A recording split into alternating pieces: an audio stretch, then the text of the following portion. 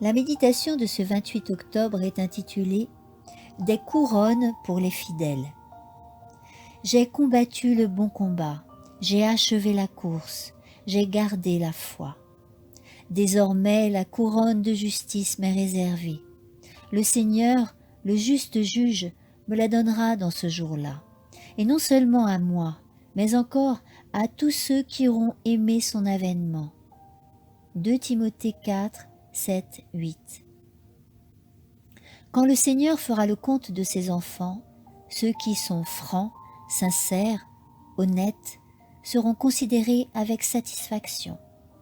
Des anges leur préparent des couronnes, et sur ces couronnes constellées de joyaux se reflètera avec splendeur la lumière que le trône de Dieu irradie. Parlez des choses célestes. Parlez de ce Jésus, de sa piété, de sa gloire et de son amour immortel pour vous, et permettez que de votre cœur jaillisse amour et gratitude envers lui qui mourut pour vous sauver.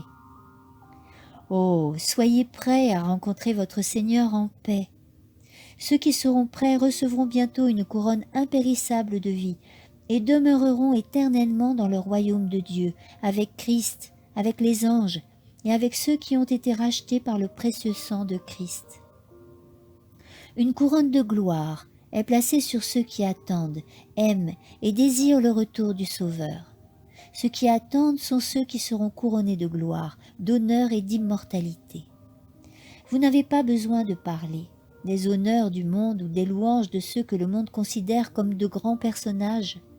Tout cela n'est que vanité. Si le doigt de Dieu les touchait, ils retourneraient rapidement à la poussière. Je désire l'honneur permanent, immortel, qui ne périra jamais, une couronne beaucoup plus riche que celles qui ont une fois orné les temples des monarques. Ce jour-là, les rachetés resplendiront de la gloire du Père et du Fils. Les anges du ciel, tandis qu'ils pincent leur harpe d'or, donneront la bienvenue au roi et à ceux qui constituent les trophées de sa victoire, ceux qui ont été lavés et purifiés dans le sang de l'agneau. Un hymne de triomphe jaillira et remplira le ciel tout entier.